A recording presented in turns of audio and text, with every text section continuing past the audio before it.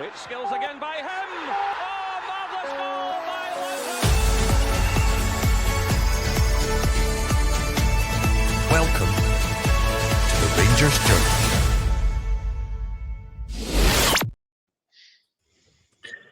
Good evening, everyone, and welcome to Wednesday night's Q&A edition of the Rangers Journal. Great to have you all with us. My name is Chris, and I will be one of your hosts for this evening.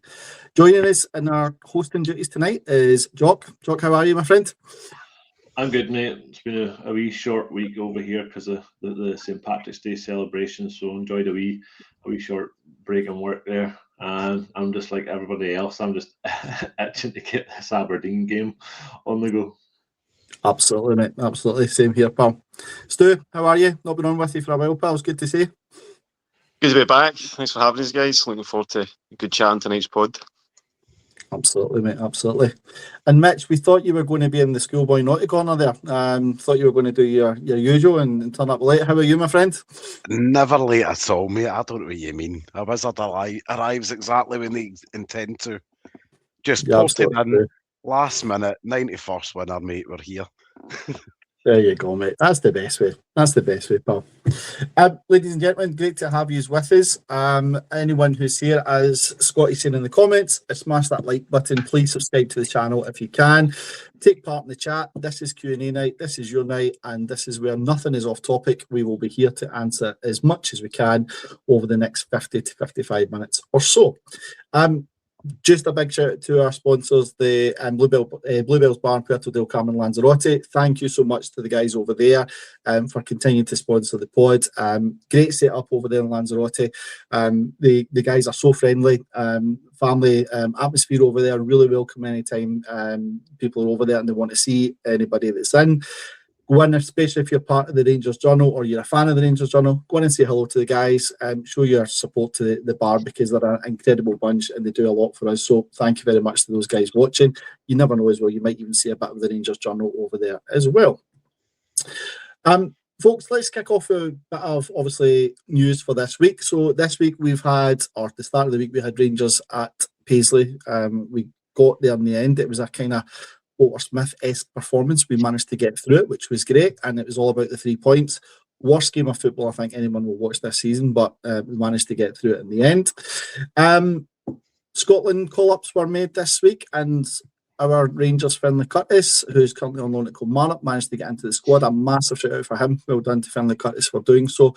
I think it's a great one on that one, guys. I think it's going to be really good for him, and I'm sure we'll touch on that or we'll get some questions on that as we go through tonight. And also Rangers announced today season tickets, which were meant to be on show for this week, and they postponed it for another week due to the recent events of the Old Firm game. Rangers will decide to postpone that for another week or so, so they will come out with the updated details on that in the next couple of days is what we understand. And also, we're also getting prepared for this weekend's game at Ibrox. It's going to be a big game, 5:45 kick-off Saturday night against Aberdeen. And it's a real chance over the next couple of weeks. I'm hearing a few things online. Rangers win the next 2 games. Because of the way things go, we can potentially go top. So that's a really big incentive for Danny Röhl's side and see where we end up in the next couple of weeks. So lots going on. But guys, we want to hear from you. So please put the questions in, and there's loads getting fired into us at the moment. So let's kick off. As it is Q&A night, let's kick off and we'll start with one of our first questions, which has come in from our very own, this is Doug. So Stu, I'm going to come to you for this one first of all, mate, if that's all right. Doug has kicked us off by saying, with season ticket has been held back a week, do you think the club will have another announcement about the issues at the last game and that's why they pushed the tickets renewals back? What do you think, mate? I think that's probably going to very much be the case. Yeah, I don't know. I felt the announcement was kind of a bit of a Snyder, if you know what I mean, like holding it back. I feel that it's kind of, I may be totally wrong, but it's a kind of to teach the fans who did run onto the pitch and react to the invading Celtic fans. It's a kind of a, this will teach you. You kind of get pushing the season ticket availability back a week. So I didn't really feel that was a very great announcement. I kind of thought of it quite poorly, and I'm anticipating maybe they're waiting to try and identify people and hand out bans before they're letting all the season tickets out. But I did feel for the majority of kind of good fans who go along to games and behave themselves is that's a bit of a snide announcement. I thought, but don't know what you guys think. Absolutely. Mitch, what's your take on that? Obviously, Doug's asking the question there about, do we think this is maybe another announcement coming? What's your overall views, pal? I'll be honest, mate, I've sat a foot in two camps. I've got one foot in Stu's camp there that you're like, it reads maybe a bit poorly worded, the statement, as if they're like, we're waiting to point the finger at you and say, you've been a very bad boy and we want to deal with you later on. Mm-hmm. Equally, I think if you look at the statement that the club put out on, was it Tuesday? Obviously following what happened, obviously, at the game, I think it kind of sets a precedent, not just to fans, but also to the SFA, the police and stuff, that they are taking it seriously and they're not just going, let's cash grab it. And I think this is maybe the difference between the old ownership and the new ownership. The old ownership where, let's be honest, wealthy fans that owned the club versus businessmen running a business like a business. And I think it's maybe, we're probably still in that bit of an adjustment period at the moment where we're kind of trying to get used to the parks and co. Let's be honest, this would have been water off a duck's back and we would have all been paying a season ticket today. Mm-hmm. But under the new ownership, I think they're quite happy to take a minute and go, look, we've set out a very strong statement with what we've said. So we can't just be seen to say, well, look, here's some word salad on some pages. We've got to take it seriously and show our peers that we're taking it seriously. So I might not necessarily like it, but I can kind of get how we got here. Mm-hmm. Yeah, absolutely. Jock, anything you wanted to add to that? Given, obviously, as Mitch is saying, a really good point around the ownership and obviously taking the time to make the announcement. Is there anything you feel was maybe in this season ticket update? I know we were just talking about it off there, but is there anything else you would want to add in it? No, I think Mitch covered it quite well. We're not used to this kind of approach, a business-like approach. As I say, I think in seasons gone by, it's been a case of just get the season ticket money as soon as we can because we obviously needed it across the years because we weren't doing as well as we'd like, or we were maybe still in a European competition at this stage, and we were relying on that kind of money as well. But it's a different approach now, and as Mitch says, we have to adjust to being run sort of properly. And what happened, a couple of weeks ago, totally unprecedented, and it's something we've not really seen really since. Obviously, you take the Scottish Cup, take that out of context because it's a different competition. Same competition, different venue. It's not happened to us at home like that. So I do think the club are taking stock, and as Mitch says, be looking to be seen to be doing the right thing, and as I said off air, be trying to appease the SPFL and the governing bodies as well by saying this is what we're doing. This is we're going to halt just for a wee while, just to let the dust settle and maybe try and identify a few of the culprits, and deal with them as the only way really we can in this situation. When you enter the field to play like that, you've kind of made your bed. You just need to lie in it, I think, in this case. So you never know, there might be some tickets come up for those in that very, very long waiting list because of it, essentially. Yeah, no, it is. It's a tough one, isn't it? Because you can see both sides of the argument with it whenever you look at it. So it is a tough one. Doug, thank you for kicking us off with that question. It was greatly appreciated. Just to bring up, folks, we obviously have been trying a new feature out over the last couple of weeks, which is guess the player, who's that Jer? And we've got another one of those for tonight. So, Stu and Mitch, I don't think I've seen this yet. Jock, I know you've seen it, but I don't think Stu and Mitch have. And obviously none of the reviewers have. So let's get it kicked off for tonight and we'll come up with the first clue. As always, folks, we give you 5 clues. And then at the end of those 5 clues, we'll reveal who the player is. And if you can, stick in the comments who you think it could be after the first clue. And we'll see who gets it right towards the end. So first clue, and before we talk about this, I just want to say I get a big, massive thanks to Doug for the graphics and pulling this together for us tonight. Much appreciated. But clue number 1 is I play in a defensive role. So there's your clue number 1. Now, I'm not going to give you anything else. Doug told me off last week for maybe giving you too much information to begin with. I'm not going to do that tonight. So number 1 is I play in a defensive role. So that should get everybody thinking as we've got that up. And sorry, Chris, is this just Rangers players through the eras or current players at this moment? Rangers players through the era, mate. This one's not current. That's the only one I'll give you in that one. It's not a current player.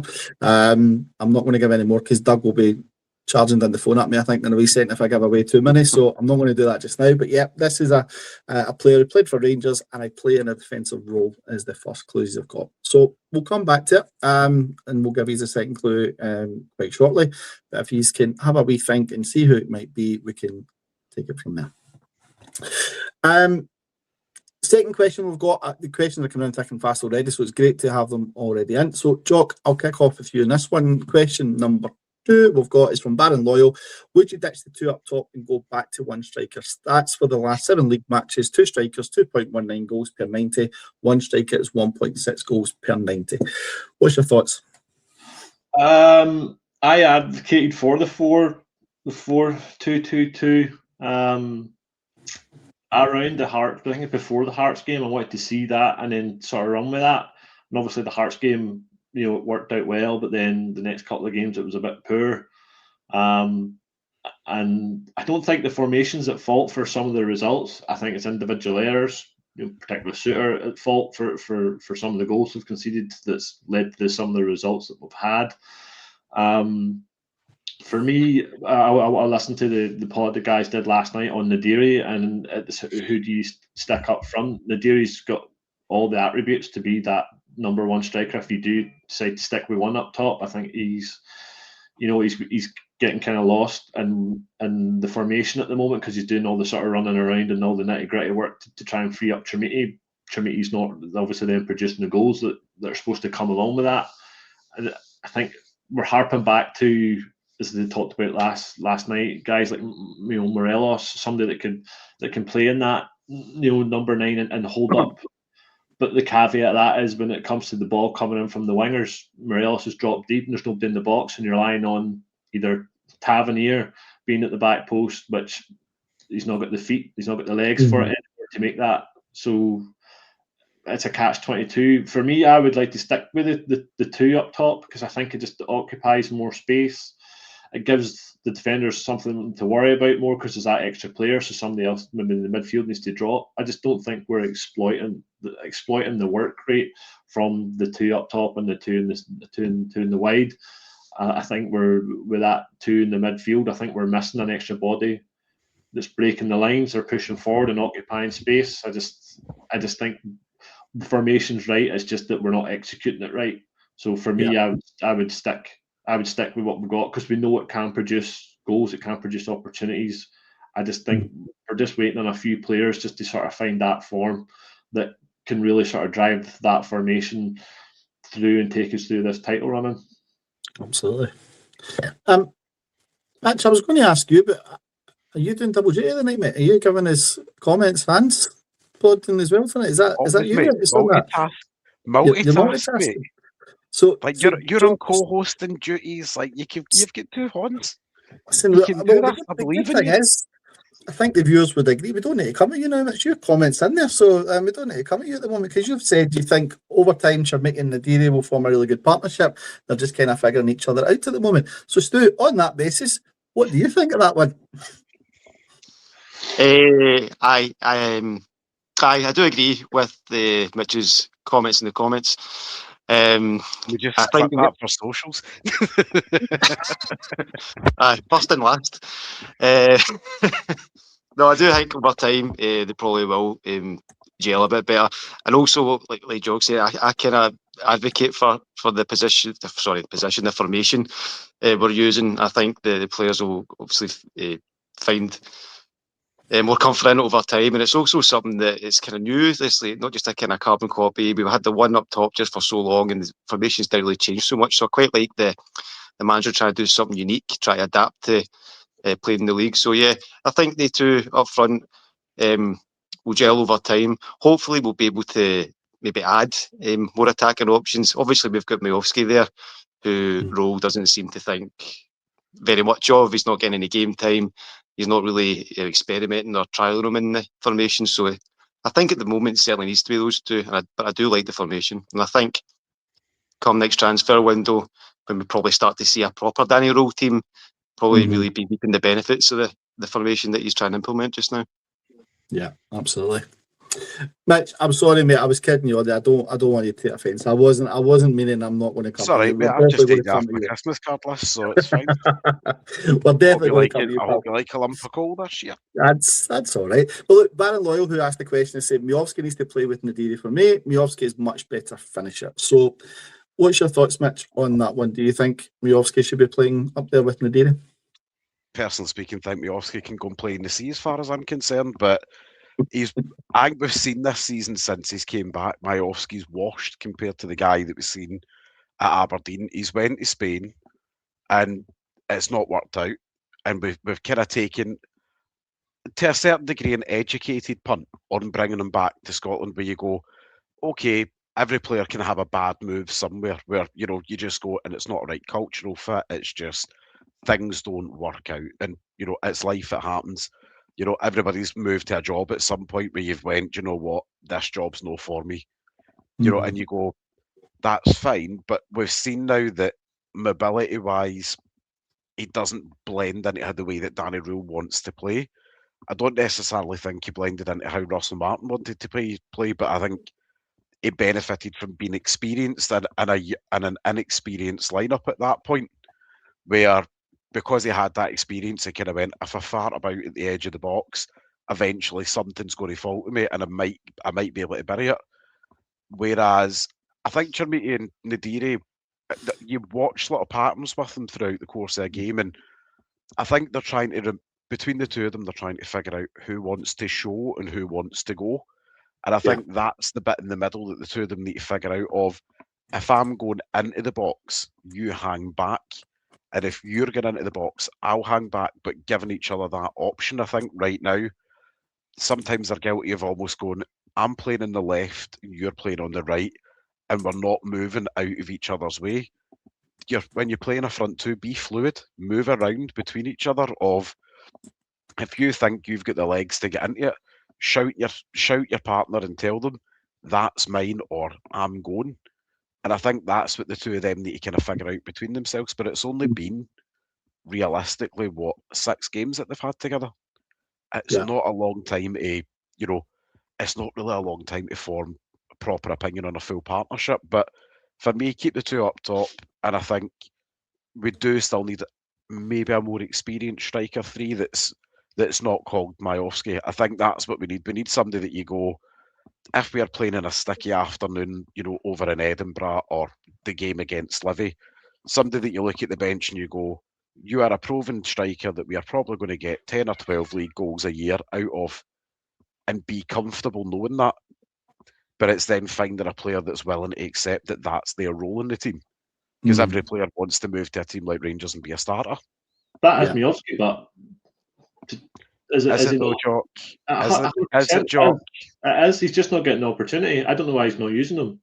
Because look at the rough patch we were going through just before we come up to Christmas, and Miovski. Look at the game like Kilmarnock, stuffy Kilmarnock team, and Miovski comes up with 2 improvised finishes from just on the edge of the box. Something that against Hibs away, Motherwell away, that Celtic at home that we were crying out for, just something different. And Miovski gives you that because he just tries things that Nadiri doesn't do, and he does things that Chermiti can't do, and it's not pretty, but it's technical. And there was the chance Chermiti had against Celtic where it come across him and he had it across him and wide the post. I think Miovski scores that 9 times out of 10. I really do. I just think that's the finish and his locker that Chermiti just doesn't have.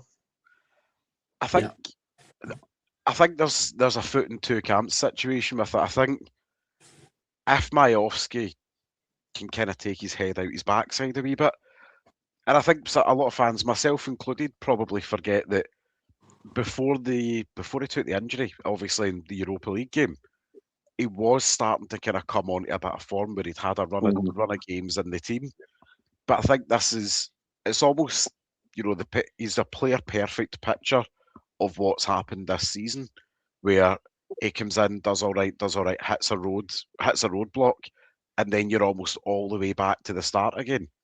And I think if there's a player that summed that up, it's probably Miovski, because you think to yourself, can we give you a run of 4 or 5 games on the trot right now to get up to speed?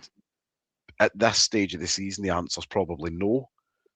But again, I still think it kind of, and I'll fire this back to Stu in a moment, I think it kind of boils down to how Danny Rule kind of uses his subs sometimes. I think we've all had a few moments where we've went, we're drawing a game and we're sitting in the 70th, 75th minute, but we've only made 2 changes. And you're looking at a player like Majowski sitting on the bench, and we're watching both of our strikers, who, and again, no disrespect to Nadiri, but this time 3 months ago, he was playing in the 3rd tier of Germany. It's a different level of intensity. Yeah. There has been times that Nadiri's been blown out his backside. And it's understandable. So, I think the way I'm going to throw that to Stu is, do you think Majowski's been a victim of maybe a bit of stubbornness from the manager? Very possibly. I suppose you don't know what goes on behind closed doors. I don't know whether Danny Role doesn't rate his kind of his style as a striker. But to your point as well, like I say, we've got 2 guys, and I think I've seen a comment in I mentioned in the comments that they are both kind of rookie players despite the price tags. And they do end up tiring, and it does seem like you're shooting yourself in the foot by keeping a guy who's cream crackered on the pitch when you've got a fit, ready to go striker who could play for 30, 25 minutes, come on against tired defenders. So I think it could be a bit of stubbornness. It could be a bit of he doesn't fit Danny Role's tick list of what a striker should be. Maybe he doesn't really comply with the training regime. You don't really know what his reasons are for leaving him out, but it does seem, as I said, like he is shooting himself in the foot by leaving tired strikers on who are no longer being effective as they were at the start of the game on, and sacrificing that substitution by still keeping Majowski on the bench. And I do tend to think that when Danny Role makes substitutions, it's all about kind of showing that up, like kind of make defensive spots, the kind of that. A bit safe. He's just trying to see games out, is what his substitution seemed to try and achieve, rather than going on to win a game. But again, he's very much kind of working with the tools that he's got at the moment. Still, despite having a few signings in the last transfer, so we might see change next season. But this season, it's troubling to see that happen. Yeah, absolutely.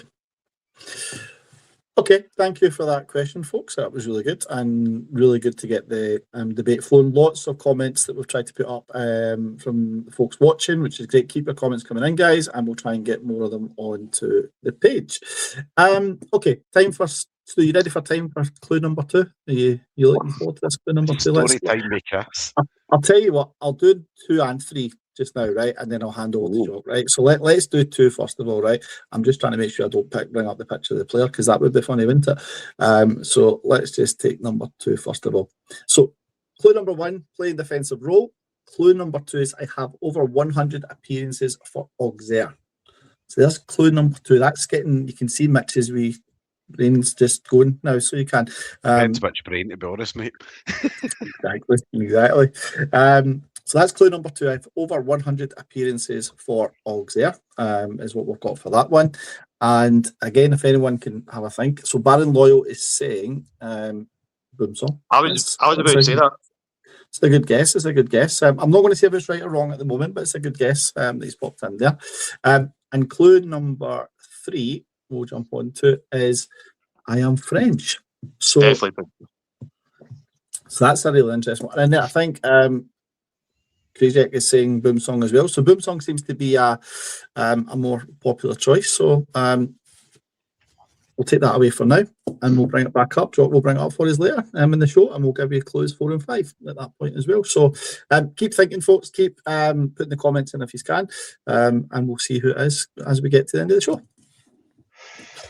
Thank you, Chris. I'll come straight to you with this question then. This came from Cammy, our very own Cammy, asked to pick your top 3 candidates for player of the season so far. Wow, what a question that is. That's a tough one, that one. I think if I say James Tavernier, I'll probably get the show taken off air, if I'm being totally honest. So let's not go with that one.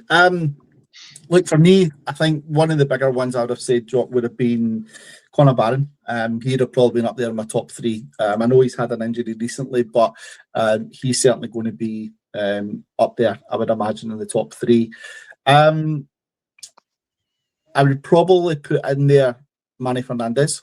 I know he had a rough start at the start of the season. He had a really rough start, and people were questioning £3 million to Peterborough.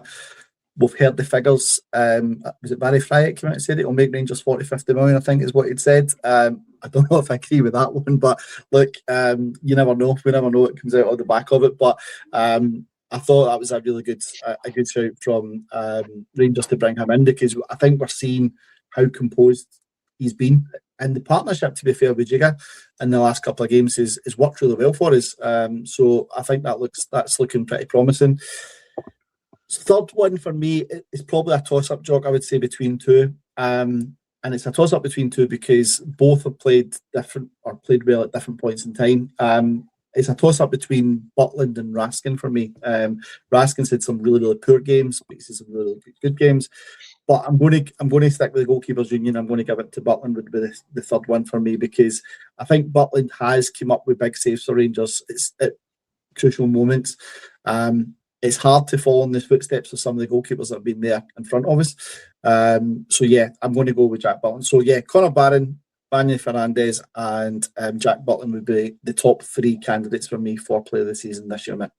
Yeah, that's probably who I go. I mean, the Butland speaks for himself, because he obviously, the start of the season we had, you got our player of the month for 3 months in a row. It just shows you how terrible we were, and how much we were struggling, really. And our best player was a goalkeeper who's keeping us in games, and those draws that are costing us, heartache now, but at the start of the season we were thankful for at the time.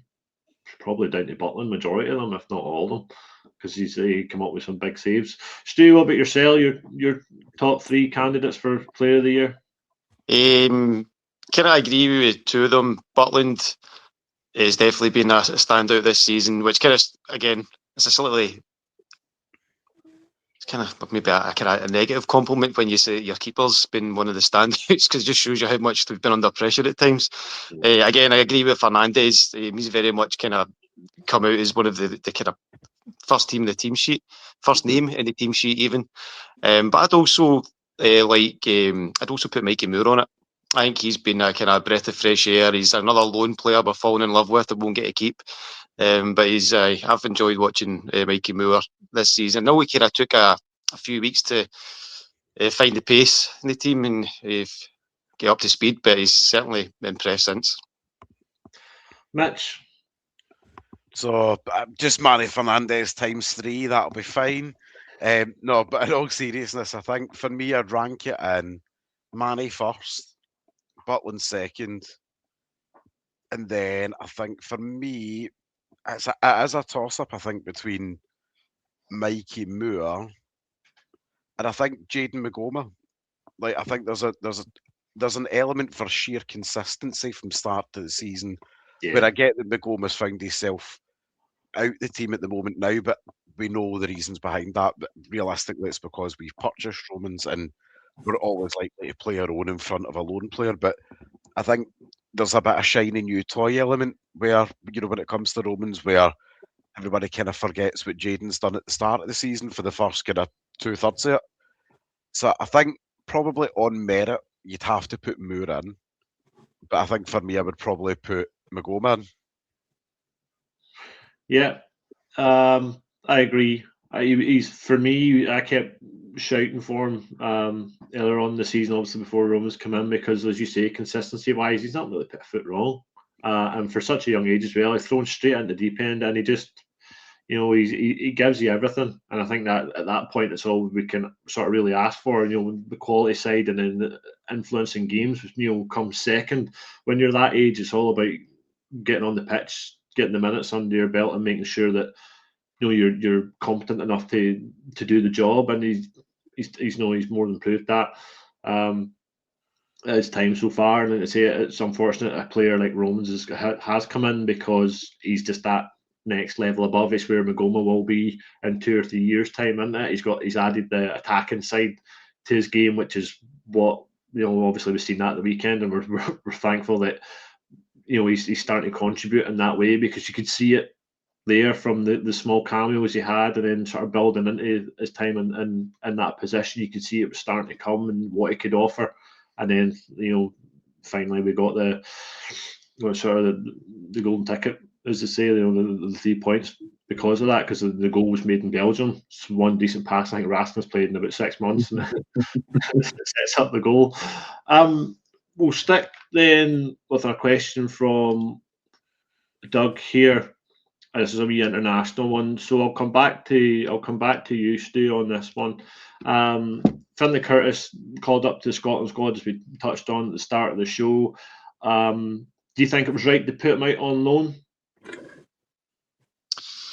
I think the proof's in the pudding. He wasn't getting a chance at Rangers, really. I would have always preferred to play Curtis, but he's had a chance to play consistently, and next thing you know, it's in the Scotland squad. We should be playing at Rangers, I think. But yeah, obviously he's had a chance to play, show what he can do consistently, and he's reaped the rewards of it. Skeptics out there might say that he's only got a game for Scotland because he's now playing for Kilmarnock. Chris, what do you think? No, I wouldn't agree with that, Jock. I would say I think he's fully deserving of it. I think when Finlay Curtis came in for Rangers at the start of the season, I think everyone could see the talent the boy had. It was a big topic of debate on here between us all. I remember you and I, Jock, we had a good conversation about it one of the pods about should you let him go out on loan or should we stay? And I think we were on just before he went out on loan. We spoke about keep him here and do it. And look, I think I watched them for when Kilmarnock went 2-0 up against the other side of the Glasgow team, and they played on that one, and I thought he tore them apart that day. They just couldn't deal with his pace. His movement inside was tremendous, and he did really show some really good quality. I then watched them again, the Kilmarnock game against Hearts on last Saturday night, and Finlay Curtis hits the post in one of his efforts, which was tremendous effort. And again, he's up and down that wing like nobody's business. He's got a lot about him. He's probably just missing the composure for me, Jock, but he's a young boy, right? So that will come, that composure will come. And I think once he gets the composure and once he starts to really get proper game time at the level where we want him to be, I think Curtis has got the attributes to be a top player. And will he beat Rangers for long?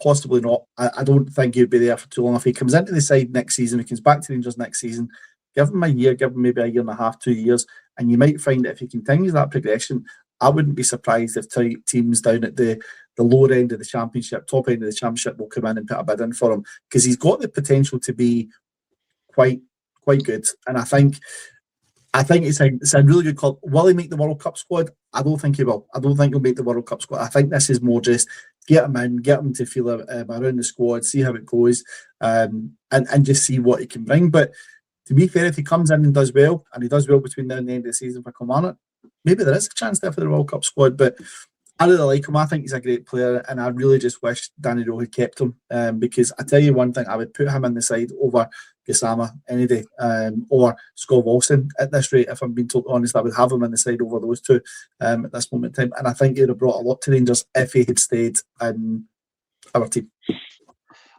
Yeah, well, Mitch, this is it. He was farmed out on loan because we brought in an established international, £9 million, Danish winger.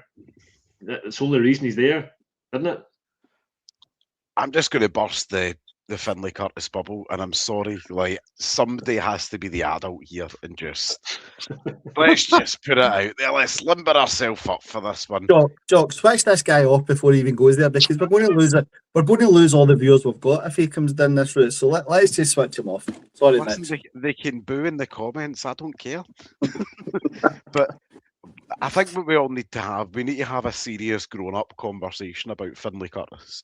Finlay Curtis is at a stage in age in his career he had to play week in, week out to get consistency and to get first team ready. And if we're all completely honest, he was not ready to make that step up into the first team right now.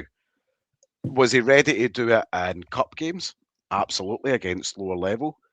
But would you want to put Finlay Curtis in a Rangers shirt right now against either Celtic or against Hearts and have an honest answer with yourself? And if you're honest, you know the answer to that question is no. Is he the player that you're going to see? Is he the player that you wouldn't mind seeing for half an hour against Livy at the moment? Absolutely. But at the stage of his career, it's unfair on him and unfair on us as a club to do that to him. And I think the 6 months away to Kelly gets him 6 months of proper football at a first adult team level, where he'll probably play, what, give or take, say about 20 games all in, all thrills, all spills come the end of the season. That's 20 more or less full games that he will play under his belt, which will be more senior minutes than he'll have played in 6 months than he will have in 18 months at Rangers. Which, if you put that into perspective from an experience perspective, he's hands down at that point comes back to as a much better player in the summer. When the likes of Mikey Moore at that point goes back down the road to Spurs, which there is no guarantee Mikey Moore comes back in the summer, which in an ideal world he does. But if we're all being honest here, there's about 3 different spinning plates over in Tottenham of if they get relegated, he stays. Probably unlikely they get relegated. But either way, a new manager wants to run the rule over him, and there's no guarantee that he stays where he is. But so, Mitch, is Leon King coming back to play beside Fernandes then? Absolutely not. Leon King's getting sent to the Ballers League, mate. I'm not really that bothered. But genuinely though, Finlay Curtis does come back to us in the summer with more first team level minutes under his belt than he's had in 18 months at Rangers. That's only a good thing for us in the future. Now, as Chris said, is he here for a long time thereafter? Maybe, maybe not. But one thing that we have done is for his development, we've sent him away to go and get a measuring stick over a 6-month period to see is he capable on a domestic level. And I think most people would agree, so far, while he's been at Kelly, he's proven that he is capable at a domestic level.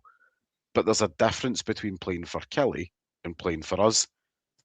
And I think that's the bit in the middle that people need to have that honest conversation about. I love the boy as much as anyone else because he's one of our own and he's came through the academy. But we've done it with too many academy graduates before, where we've put the weight of the world and the pressure of the shirt on their backs before they've even kicked their backsides on the pitch yet. Some young cubs can take that pressure though. I think think he's one. I do think he's one that could take that, the weight of that shirt. Yes, he had a poor first half at Ibrox earlier on the season, but the entire team was poor, and you can't really fault him for that. Was European. He's done well in Europe, and he got a couple of assists and League Cup. Scored goals left, right, and centre. Looked comfortable. I just do think he just needed a bit more run in the team and just a wee bit more opportunity, and that should come from Danny Rose saying, right, this is what I want you to do, and if he's not doing it, take him to one side. Say, look, you need to do this, because look at Gassama. Look at this, the stuff Gassama does over and over again. Defenders know what he's going to do. He's going to chop, he's going to chop, he's going to chop, or he's going to fake, he's going to fake, and he's going to fake. At that time, he's doubled up, he's tripled up, and there's nowhere for him to go. Do you not think Danny Rose sitting with him, tearing his hair out with his video analysis team going, you're doing the same thing every single time you get the ball down either side, you stop, you don't deliver the ball. Why are you not putting it in first time? And if there's nobody there, there's nobody there. But we're wanting you to do that. We're not asking you to stop. So why are you doing it? But we're now sitting here 3 to 6 months later, and he's still doing the same thing. And he's frustrating me. I think Finlay Curtis could do a hell of a lot more than what Gassama's offering us at the moment. I really do. I think the issue when it comes to that, sorry, Chris, I think the issue when it comes to that is Gassama's is his own special animal. You need to pop that in the corner. Because personally speaking, if I was in the coaching team, I'd have taken that out the back and leathered it until it done what I wanted it to. But unfortunately, we don't live in that era of football that you're allowed to go and do that now. Players cry, and that we can't have that anymore. But I think Gassama and Curtis, they're 2 different types of player. But I think Gassama's one of these players that nobody expected the dip in confidence that we've seen with Gassama, from the player that we had the first half of the season to the player who looked like he was running about, towing about 7 caravans. You know, he looked like, honestly, he may as well have had me in his back trying to run about against Celtic, you know, at the weekend there, mate. Like, he's playing with the weight of the world on his shoulders, when actually you just think to yourself, with a player like that, how fragile is your confidence that you have, 2 bad games in a row? Most other players would go, do you know what, right, okay, sack it, it's a long season, it's 2 games. Game 3, you go out and you have a much better game. Gisama's just went out there, he's had one bad game after the other. Then he had the game against, was it the Motherwell with the assist that he came off the bench, hit the assist, and you think, cool, we're back, we're hitting our groove again. And then we see him again, 4 days later? And he's running about the pitch as if somebody's just like he's just watched Bambi's mob being shot. See, can I jump in, Jock, for a wee second, just on the back of Mitch said? So, look, I get the whole argument, Mitch, right? I totally understand it in terms of Curtis maybe not been ready, right? I'm not saying for a second it's the same situation here when I do this comparison, so please don't people jump down my throat in this one, because it's certainly not the same comparison, but you'll know what I mean when I say it. Okay. You look at the situation for Arsenal at the moment, right? They've got a 16-year-old in there, Max Dowman, I think the boy's name is, right? And he comes on Sunday and he gets an assist and he gets a goal. Now, he's came on a couple of games before that, and let's be honest, it's not a non-pressurised league he's playing. It's not a non-pressurised game. It's really intense pressure on that game on Sunday that he came on. That boy came on and won them the game, and he's 16 years old. Now, I'm not saying Finlay Curtis is at that English Premiership level at the moment at all. It's probably another debate for another day and another topic or question we can look at. But I just think at this moment in time, we go down that route too much of these players are not ready. And the challenge is, by the time they get to 20, 21, 22, they've been out on loan, they've been journeymen, and they've not had the chance. And then when you bring them back to Rangers, it's, they're not good enough, right? For me, Finlay Curtis, if he'd stayed at Rangers, he's 9, I think he was 18 and just turned 19 there. If he'd stayed at Rangers, yes, he might not have got every single game, but that boy would have developed more, I think, in terms of how he's coming on versus what you'd have seen elsewhere, right? And I think he would develop more at Rangers. Now, I know some comments saying, let's not compare him generational talents with Curtis. That's not what I'm doing here. What I'm trying to say in this situation is, if a player is deemed good enough to play regardless of the age, they should be given that opportunity. And Arsenal have done that with Dowman down there. I'm not comparing the two, but they've given them that opportunity. And you see it in other leagues in Europe as well, where they give 16, 17, 18-year-old boys the opportunity and they ask them to play, and they play regularly in pressurised games. For some reason in Scottish football, that seems to go the other way. And we seem to think that putting these boys out to your Kilmarnocks, your Motherwells, your Aberdeens, whatever it may be, is going to be better for them than here. You watch some of the games that don't involve Rangers and Celtic, and they're absolute dross, some of these games, right, that don't involve us. Or the lower end of the table sometimes are a bit dross.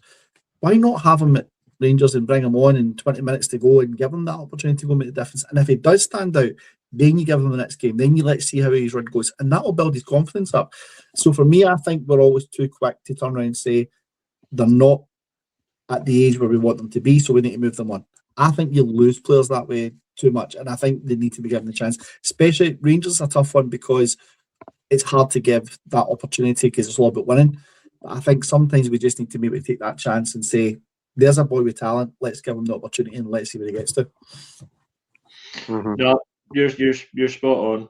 You're spot on, Chris, and I think you're looking at, like, ideally Curtis is the sort of player you bring on with half an hour, 40 minutes to go because our game's already put to bed. But Rangers haven't been able to put teams away like that for the best part of maybe 4 or 5 years, maybe even longer. We've not had that luxury, whereas other teams have. Like, take an example, look at your boy Dope that Celtic had. They were able to bring him on and give him loads of minutes because they were cruising, and they had all the opportunity in the world to, and then look where he ended up at Liverpool, didn't they? So it just shows you, if the team's performing, you can give your youth that opportunity to thrive in an environment where the team's winning. So it's just an easy fit, isn't it?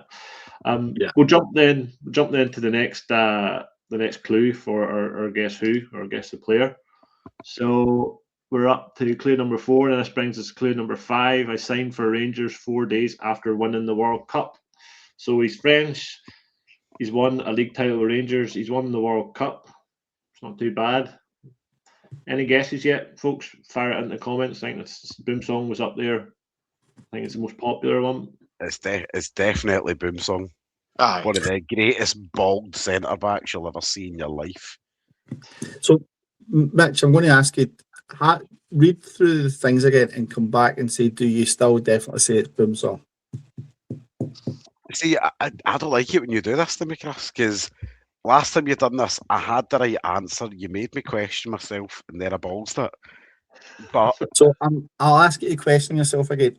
Do you absolutely think that's 100% Boom Song? Before you answer that, Stu, do you think it's Boom Song? There's a question for you. Do you think it's him? I did before you went down this road of the let's think again. I could be throwing you right off track here. Maybe he's got the right answer. I'm just trying to throw you off track here. You never know. See, it could be I'm a double toes standard. down on this one. I'm staying the course. I'm staying Big Boom Song. Spot on. Okay, well, we'll reveal it in a minute or two. We'll give you another couple of minutes to have a think. Jock, won't we? We'll reveal it in a couple of minutes for them. See where we end up. I can't wait for it to be an obscure player from 1932 or something. You never know, mate. You never know. Chris is like, he sailed himself over in a handboat. Listen, this was all I'm going to say. This was Doug that brought this one together. I'm not taking the credit for this one, so this was all Doug's work. This one, so thank you to Doug for this one. And if you don't like the answer when we give you the answer, then you can have a good conversation with Doug the next time he's on. So we'll see how that goes. Last time I done that upset Doug. You don't touch Tav. Don't bring Tav into it. Oh no, don't bring Tav into it. So for our next topic, boys. On that matter, we've got a couple of questions still. Well, there's one that's came up from William Holmes, and this is a good topic of conversation. So, Jock, let me come to yourself. Start with this one. What areas do we need to strengthen in the summer, in your opinion, mate? I think Doug put it quite well. What areas do we need to strengthen in the summer? For me, it's goals and creativity. We shipped the guts of 60 plus goals there in the summer. It's not been replaced. No matter you can try and dress it up whatever way you can. We shipped 60 goals. We didn't replace it. Simple as that.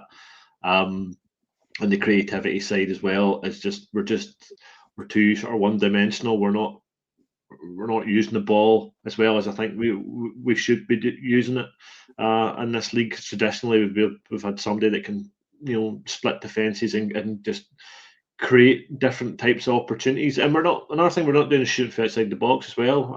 We're missing a midfielder that can chip in with 12 to 15 goals a season as well.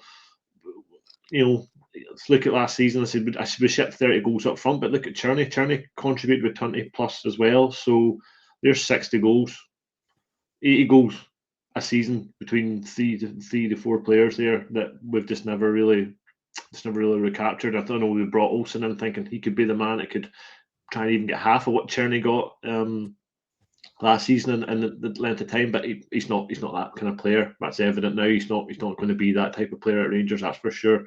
So certainly that's areas of concern, isn't it? We've brought Nadirium, we have Chimiti there. We're going to have to get another striker in. And actually, I was thinking about this there the other day there about when we did win the league. We won 55. We had 4 strikers.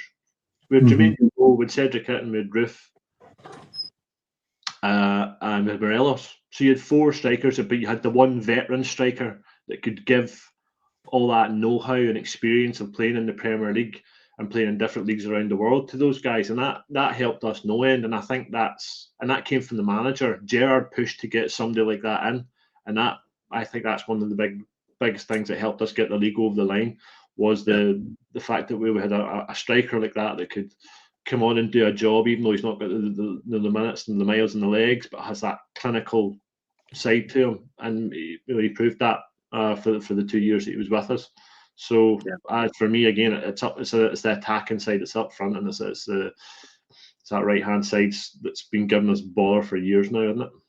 Yeah, it's a good point you make about the Gerrard situation when we won the 55, because I think he'd said recently in an interview with Super Ali that Roof was one of the ones that he nearly spat the dummy out over because Rangers were a bit humming and hawing with it to sign him, and he spat the dummy out over that one to get him in. And I think you're right. I think when Roof came in and Itten came in, everyone thought that was the end of Morelos at that point in time, but they obviously didn't go with it at that point.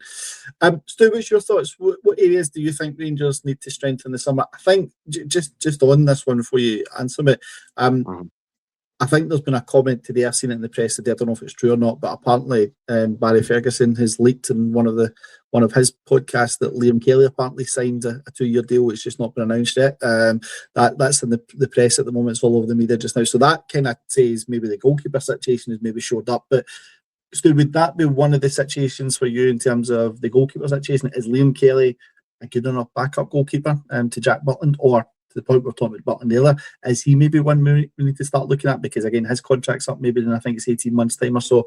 But what's your overall thoughts, Stu, in terms of the areas we need to strengthen him? Just on the goalie thing, I do see, I know it's the 18 months his contract's up, but I do see Butland staying with us.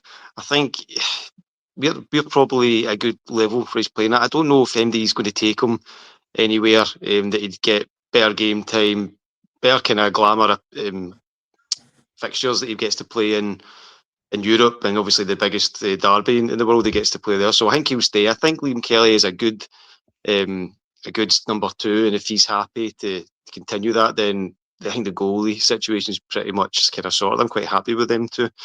I think defensively we need to add numbers, add players. Obviously Giga will be going back down south. Fernandez a stick on for a starter, but I think Suter's probably like a good number, a good third choice, like a good defender to bring on. Ideally, if somebody gets an injury or somebody gets tired, then obviously I don't think Cornelius will appear for us again either. So we definitely need a couple of tried and tested centre backs. Probably need to be looking at wide options as well. Again, Mikey Moore will be going back. Scott Olsen, who's not really the kind of pacey, putting balls into the box midfielder we thought he was going to be. So we definitely need kind of width and pace. So we'll probably need wide players. Finlay Curtis hopefully come back and do that. But in addition to what Jock said, we need 2 or 3 defenders, some wide players, and obviously we need to add to our goal contributors. Yeah, absolutely. Mitch, what's your thoughts on this one? Anything in particular you want Rangers to look at in the summer? I think there's a lot to look at, because I think even outside the obvious, to be fair, I'm not going to lie here. I'm reading out Andrew's comments there. I'm probably fitter than John Suter. I'm not going to lie at this point. At least my knees aren't even moan. That's got to be the comment. I just got the mechanic to get them fixed. Tremendous. Andrew gets the comment in the right on that one, so that's tremendous. Well done. I think genuinely though, if you look at the back line though, like the keeper situation, Jack's been fine all season. Like, okay, he's had 1 or 2 clangers, but right now, is the keeper position a priority? Probably not. Would I extend Jack? Again, maybe not, because he's going to be 34 next year. So he's closer. At that point, he's closer to the sunset than he is the sunrise in his career. And I think maybe next year, I know that if you're about to hit maybe a Brad Friedel number here, I'm about to belt one of you. Take Gordon. Thanks for your time.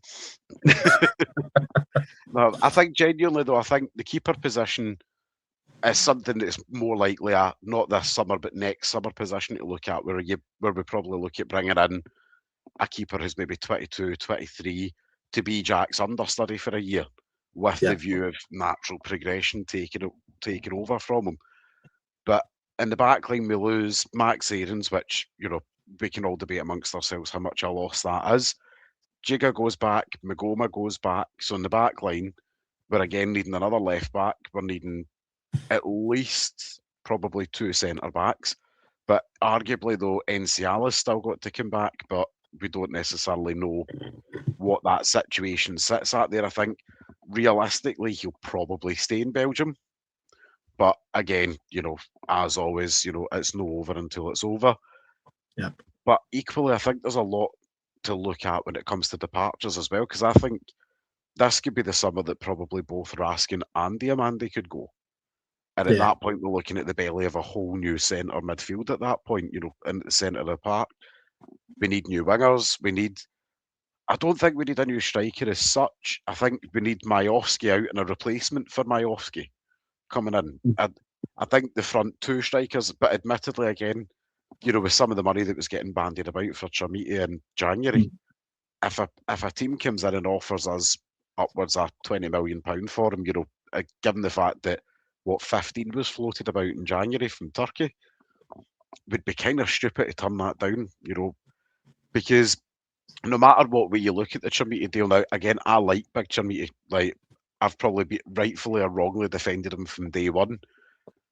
But the issue that you've got with him is the price tag that comes with him, but there's also a sell on, but the wage that comes with the fee that he came to us on. He's probably somewhere on the guts of 30, 40 grand a week, somewhere in that kind of region. But Everton are due a certain portion of money, obviously, if we sell him for profit. But then you factor in the wages we've paid him for a year. There's not a huge amount of profit in selling him. But when you start to factor in, well, we've already paid him a year's worth of wages at, let's say, 35 grand a week, just chuck that in the middle of between 30 and 40. And then Everton's sell-on fee and everything else will probably break even, if we're lucky, on the transfer. Yeah. So I do think where Chermiti could potentially make us a lot more money is, and again, I've made the point previously, Portugal aren't exactly given a lot of massive options as strikers.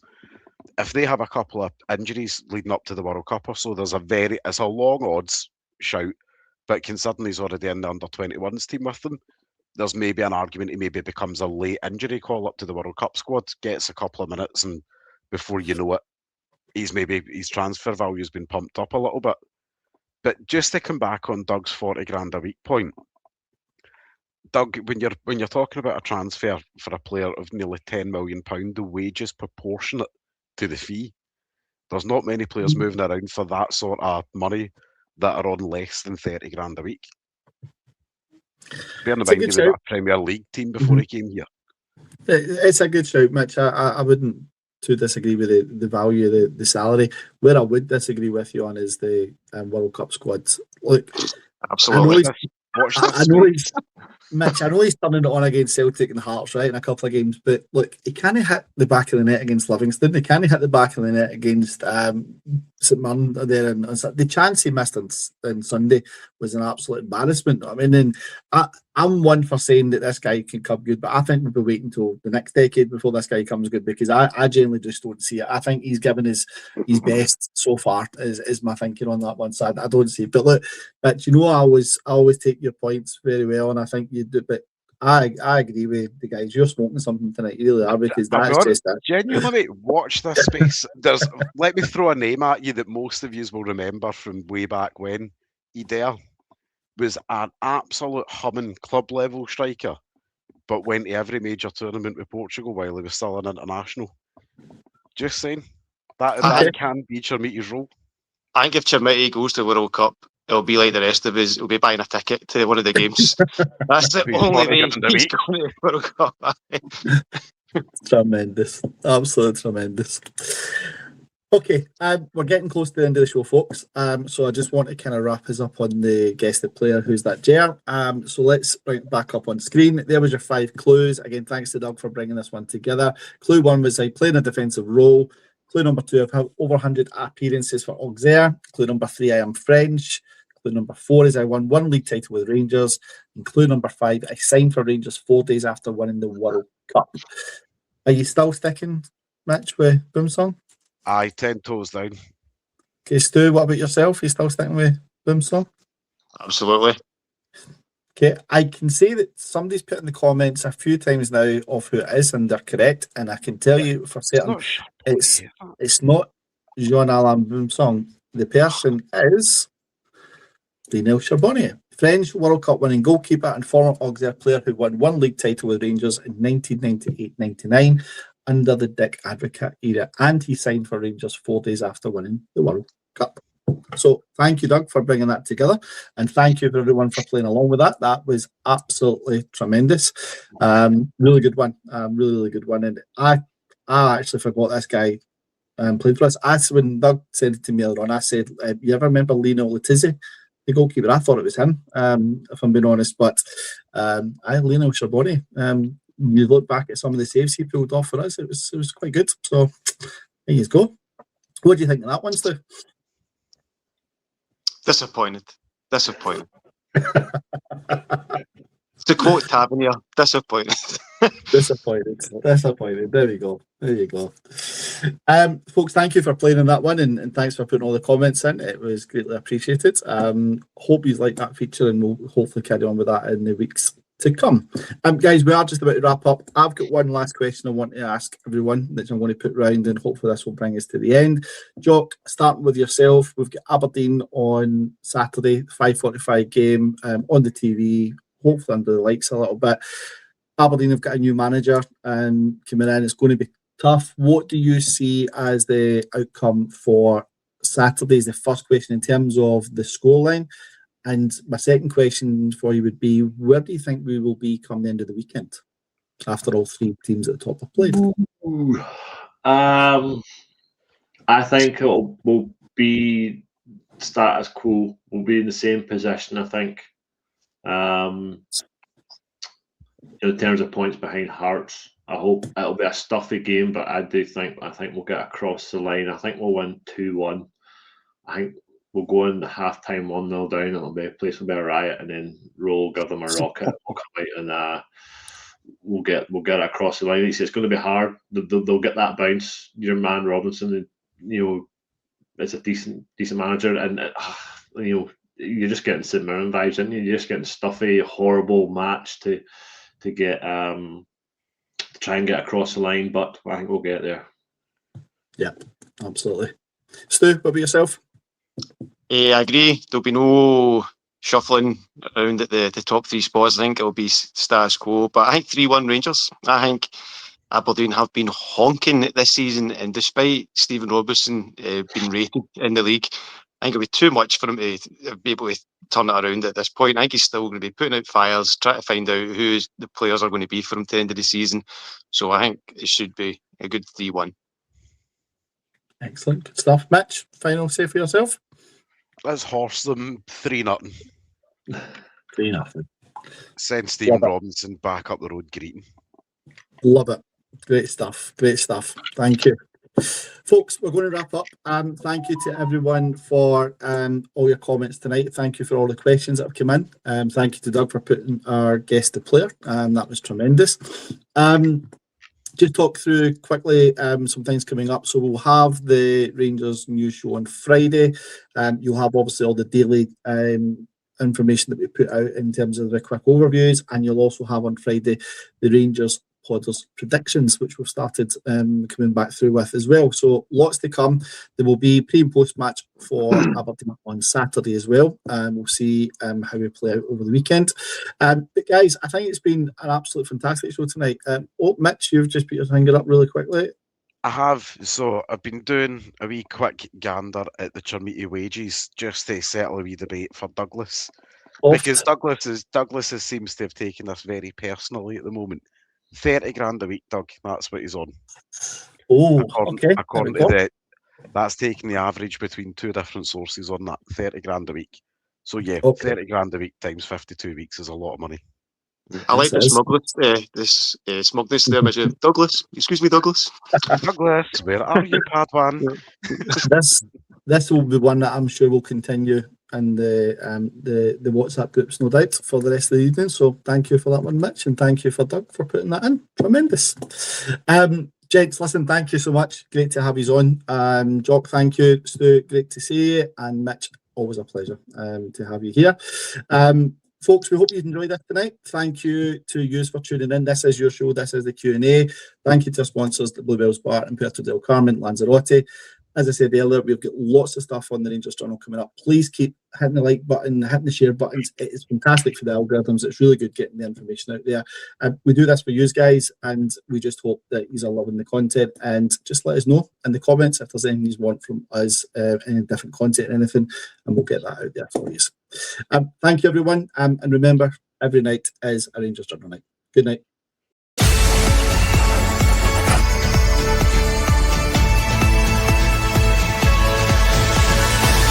Every night is the Rangers Rangers Journal.